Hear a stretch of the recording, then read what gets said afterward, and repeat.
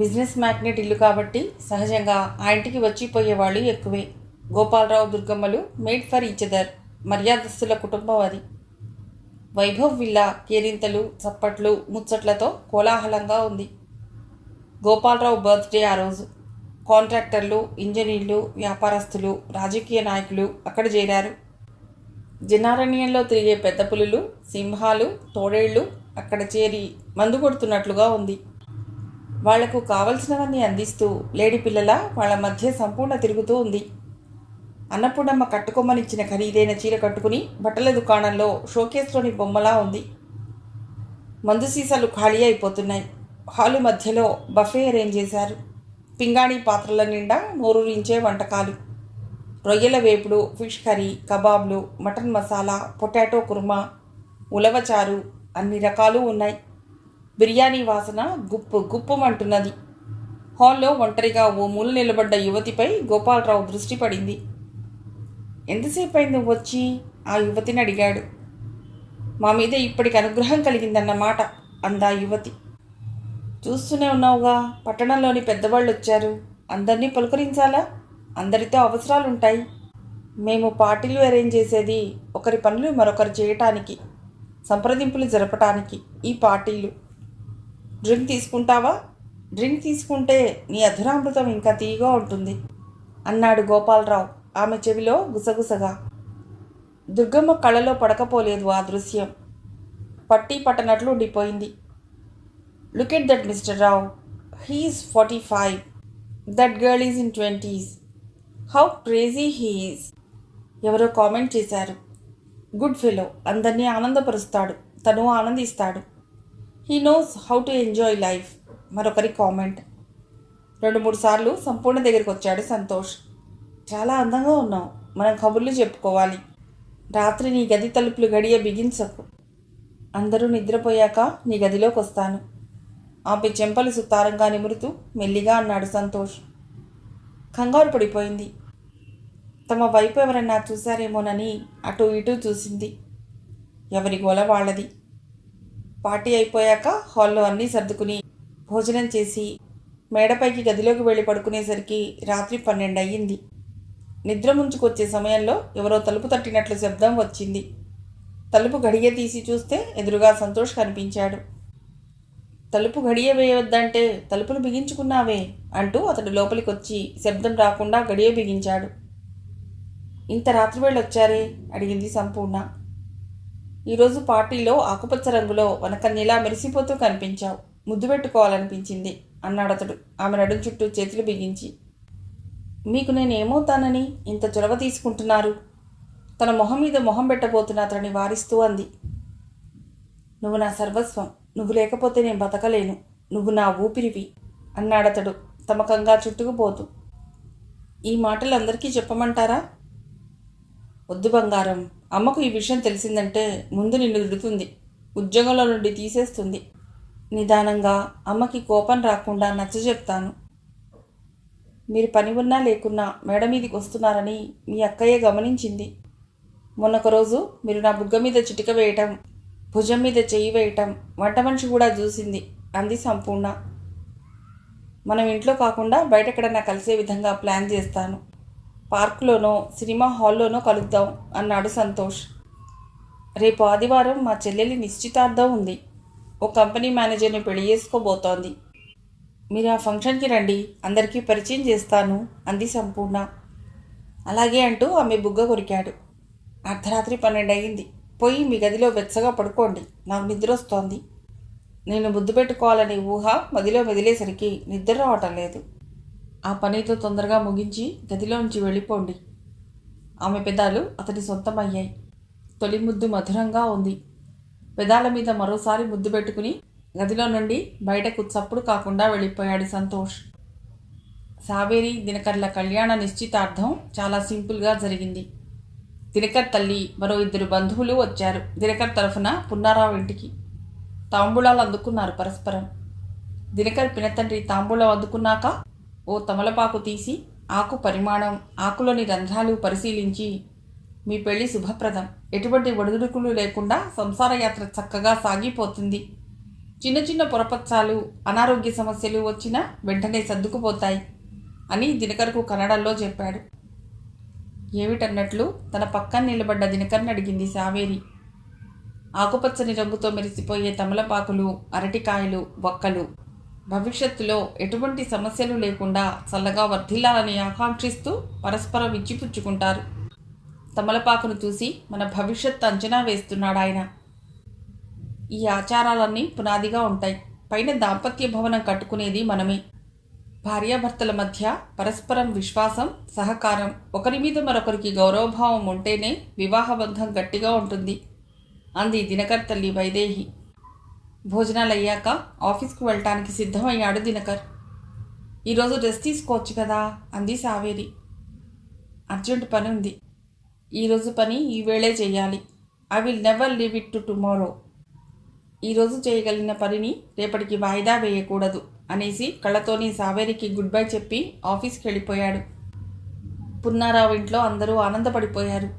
దినకర్ కట్నం తీసుకోననటం, డబ్బున్న వాళ్ళమనే అహం అతడి కుటుంబ సభ్యుల్లో లేకపోవటం, దినకర్ తల్లి కలివిడిగా ఉండటం అందరికీ నచ్చింది. సావేరి అదృష్టవంతురాలని అందరూ అనుకున్నారు. సంపూర్ణలోనే కొంత అసంతృప్తి చోటు చేసుకుంది. 4-5 సార్లు ఇంట్లోంచి బయటకొచ్చి చూసింది.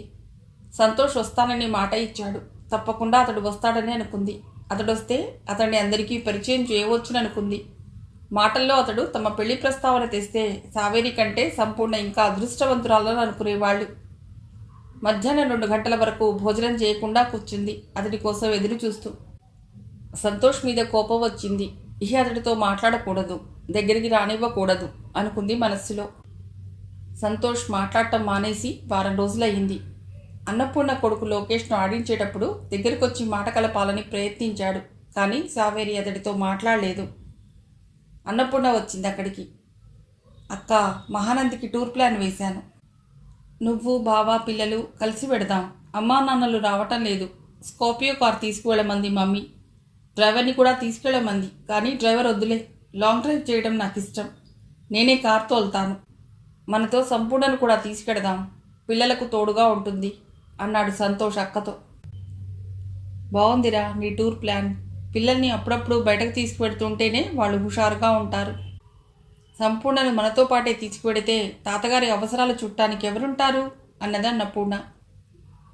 భువన ఉందిగా, ఆయనకు ఏం కావాలో చూసుకోమని వంట మనిషికి కూడా చెప్దాం అన్నాడు సంతోష్. భువన ఇంట్లో పని మనిషి, 25 ఏళ్ళు ఉంటాయి. గోపాలరావే ఆమెను పనిలో పెట్టాడు. రోజు ఇల్లు తుడవటం, ఇంట్లో వస్తువులు సర్దటం, అంట్లు తోమటం, వంట మనిషికి చేదోడు వాదోడుగా ఉండటం ఆమె డ్యూటీ. తులసమ్మ వంట పని తప్పితే మరో పని చెయ్యదు. ఆమె వాచ్మెన్ భార్య. వీళ్ళంతా ఇంటి వెనుక భాగంలో ఉన్న పోర్షన్లో ఉంటారు. బయటకు వెళ్ళడం అంటే సంతోషంగా ఉంది సంపూర్ణకి. చిన్నప్పుడు తండ్రి ఎక్కడకు తీసుకువెళ్ళేవాడు కాదు. టూర్లో సంతోష్ దృష్టి అంతా తన మీదే ఉంటుంది.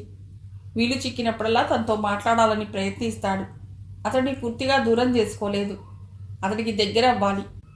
వారం రోజుల నుండి అతడితో మాట్లాడకపోతే తనకి పిచ్చిగా ఉంది. ఫ్రూట్స్, మిక్చర్ ప్యాకెట్స్, పిల్లలు ఆడుకునే వస్తువులు, వాటర్ బాటిల్స్ బ్యాగ్లో సర్దింది సంపూర్ణ. ఉన్న వాటిలో మంచివి 2 జతలు బట్టలు సర్దుకుంది.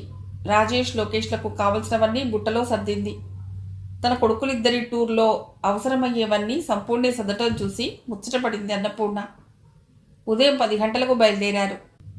స్కార్పియోలో అవ్వటంతో లోపలంతా విశాలంగా కూర్చోటానికి కంఫర్టబుల్గా ఉంది. ఎటువంటి కుదుపులు లేకుండా కారు కర్నూలు వైపు పరుగులు తీసింది.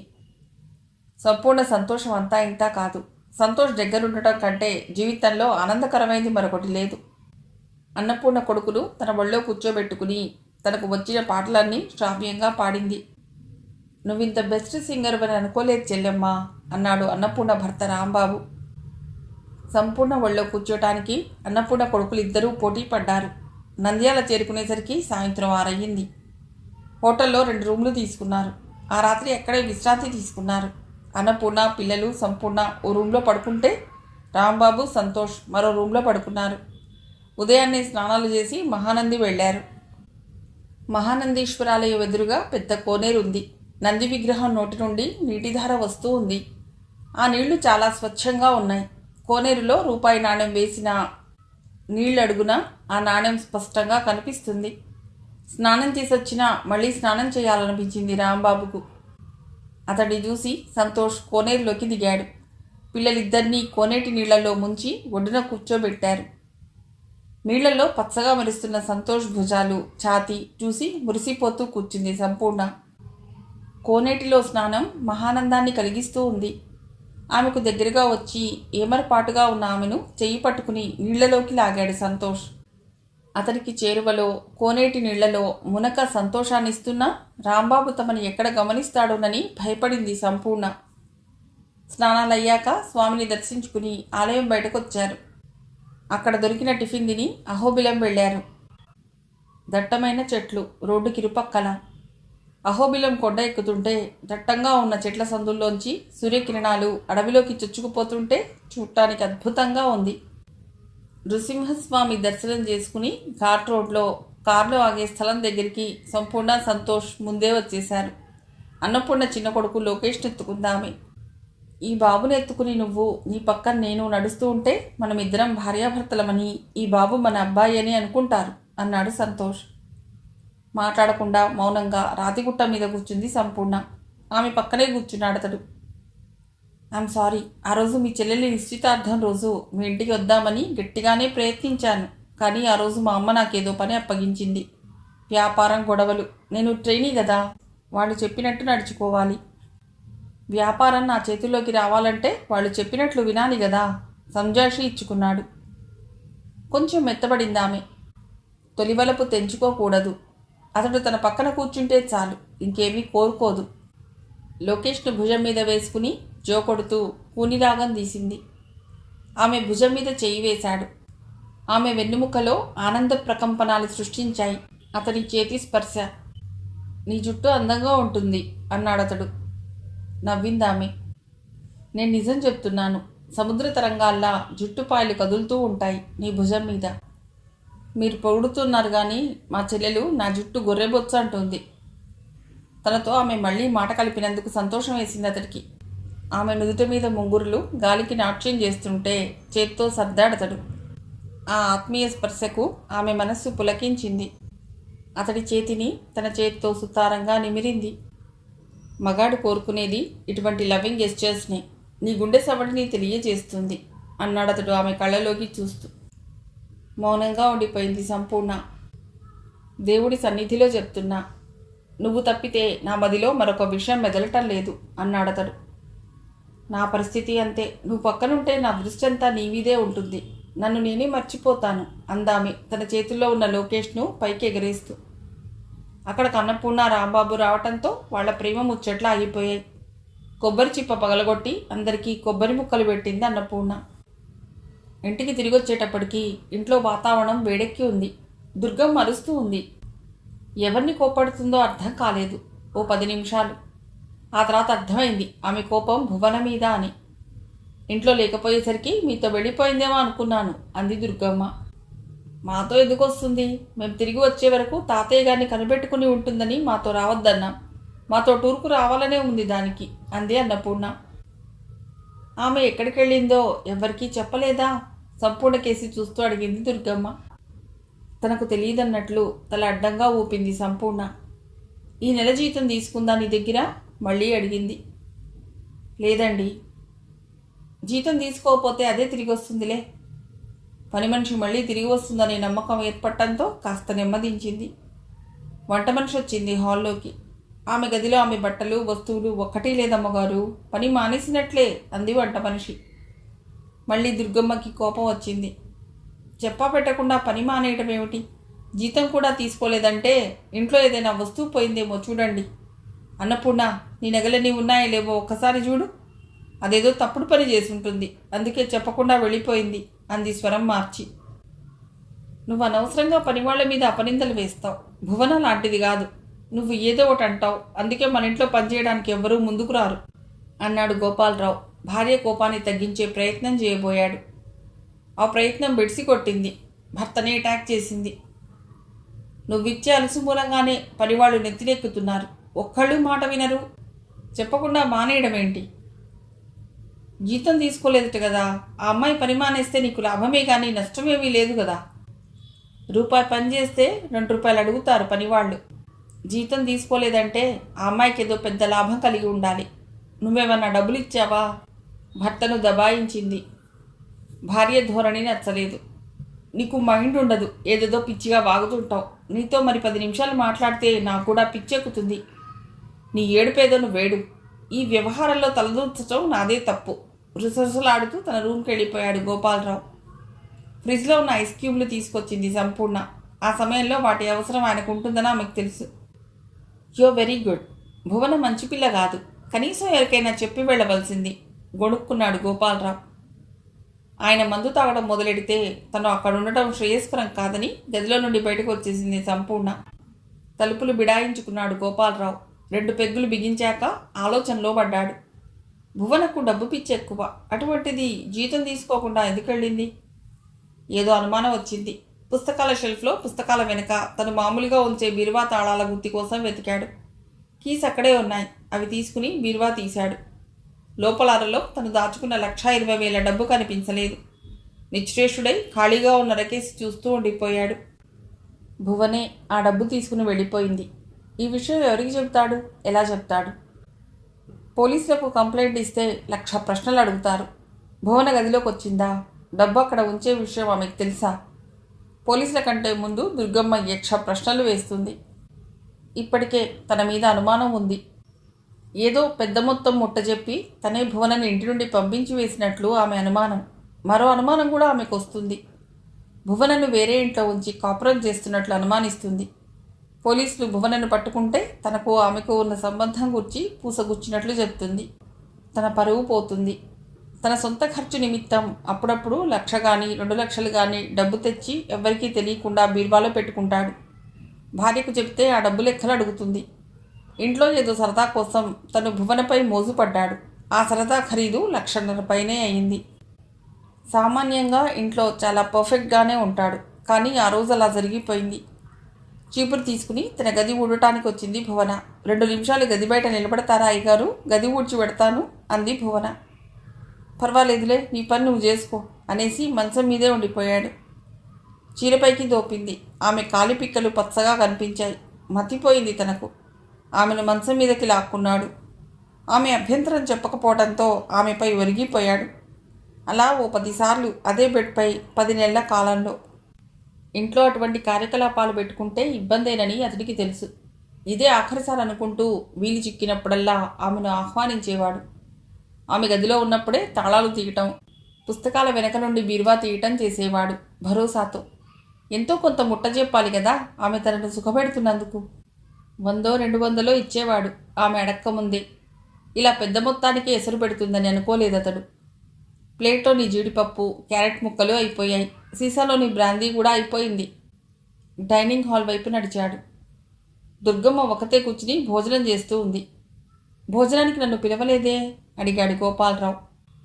నువ్వెంత మర్యాదస్తుడివో నాకు తెలుసు కదా అంది ఆమె. ఏమిటి నీ ఉద్దేశం? కోపంగా అడిగాడు. ఆ భువనను తెచ్చి పనిలో పెట్టింది నువ్వు. భర్త చనిపోయాడు, 2 పిల్లలతో ఇబ్బంది పడుతున్నాను, ఏదన్నా పని ఇప్పించమని ప్రాధేయపడుతుంటే ఇంట్లో పని మనిషిగా కుదిర్చాను. ఆ తర్వాత తెలిసింది దానికి అసలు పెళ్ళే కాలేదని, పిల్లలు లేరని, ఎవడినో ఉంచుకున్నదని. నీ గదిలో దానితో విధవేషాలు వేస్తున్నట్లు నాకు తెలియదనుకున్నావా? బెడ్ మీద హెయిర్ బ్యాండ్ కనిపిస్తే ఇది ఎవరిదే అని దాన్ని అడిగితే నిర్భయంగా నాదేనని చెప్పింది. దాన్ననుకుని మాత్రం ఏ లాభం? మన బంగారం మంచిది కానప్పుడు. ఆ పిల్ల పని మానేస్తే మరో పని మనిషి మనకు దొరకదా? అనవసరంగా రాద్ధాంతం చేస్తున్నావు. నీ ఇష్టం వచ్చినట్టు మాట్లాడితే నేను ఇల్లు వదిలి వెళ్ళిపోతాను అన్నాడు గోపాలరావు రోషంగా. అతడు అన్నంత పని చేస్తాడని ఆమెకు తెలుసు. ఆయన లేకపోతే వ్యాపారం అంతా మూలన పడిపోతుంది. సంతోష్ ఇప్పుడిప్పుడే వ్యాపార మెళకువలు నేర్చుకుంటున్నాడు. గోపాలరావుకు కోపం వస్తే వ్యాపారాన్ని సర్వనాశనం చేస్తాడు. ఆయన సంపాదించిన దాన్ని జాగ్రత్త చేయడం తనకు చేతనవును కానీ సంపాదించడం తెలియదు. కొడుకు ప్రయోజకుడు అయ్యే వరకు ఓపిక పట్టాలి. నేను నేనేం అనటం లేదు. ఈ భువన మూలంగా మనకి ఎంత నష్టం జరిగిందో చెప్పమంటున్నాను. టాపిక్ మరోవైపుకు తిప్పింది. నష్టమేమిటి? భువన నీ దగ్గర డబ్బెంత కాజేసిందని. కంగు తిన్నాడు గోపాలరావు. ఆమెకెలా తెలిసింది? మొన్న మధ్య నైస్ గార్మెంట్స్ వాళ్ళకి రెడీమేడ్ దుస్తులు సప్లై చేశాం. వాళ్ళు ఇచ్చిన 1,50,000 బ్యాంకులో జమ చేయలేదుట. నీ దగ్గరే ఉన్నాయని సంతోష్ చెప్తున్నాడు. ఆ డబ్బు భువనకు నువ్వే ఇచ్చావా లేదా అది కాజేసిందా? సూటిగా అడిగింది దుర్గమ్మ. తన అస్తిత్వానికే దెబ్బ తగులుతున్నట్టు గ్రహించాడు. ఇప్పుడు తను మేలుకోకపోతే తనను పూచిక పుల్ల కింద జమకడతారు. తనపైనే తన కొడుకును నిఘా వేసింది. కొడుకును కూడా నియంత్రించాలి. ఎదురుదాడి చేయకపోతే లాభం లేదు. నేను కష్టపడి సంపాదించిన డబ్బు ఖర్చు పెట్టుకునే హక్కు నాకుంది. మీకు ఇష్టం లేకపోతే చెప్పండి, నేను వ్యాపారానికి దూరంగా ఉంటాను. అంతేకాని నాపై నిఘా వేయటం, నేను చేసే పనులు ఆరా తీయటం నాకు నచ్చదు అన్నాడు గోపాలరావు గొంతు పెద్దది చేసి. అతడు రైజ్ అవ్వటంతో ఆమె తగ్గిపోయింది. పోలీస్ కంప్లైంట్ ఇద్దామా? ప్రయోజనం ఉండదు. పోయిన సొమ్ము దొరకదు. పోలీసులు ఆరా తీస్తారు. ఆ భువన దొరికినా నాపై చిలవలు పలవలు చెబుతుంది. మన ఇంటి గుట్టు రట్టవుతుంది అన్నాడు గోపాలరావు శాంతంగా. భోజనం చెయ్యండి అందామె. ఆమె పక్క కుర్చీలో కూర్చున్నాడు. వంట మనిషిని కేకేసింది. సంతోష్ పద్ధతి నాకు నచ్చడం లేదు. సావేరీతో క్లోజ్గా తిరుగుతున్నాడు. బయట సినిమాలు షికార్లకు తిరుగుతున్నాడు ఆ పిల్లతో. మనం జాగ్రత్త పడాలి అన్నాడు భార్యతో మెల్లిగా. పెళ్లి సంబంధాలు చూడండి, పెళ్లి చేసేద్దాం. నా మాటకు ఎదురు చెప్పడు. మొక్కగా ఉన్నప్పుడే మనం వంచాలి. రేపు పెద్ద వటవృక్షం అయితే మాట వినడు అంది దుర్గమ్మ. ఆమె మనస్సు మరో టాపిక్ వైపు మళ్లించినందుకు తనను తానే అభినందించుకున్నాడు గోపాలరావు. మిగిలిన కథ తర్వాతి భాగంలో.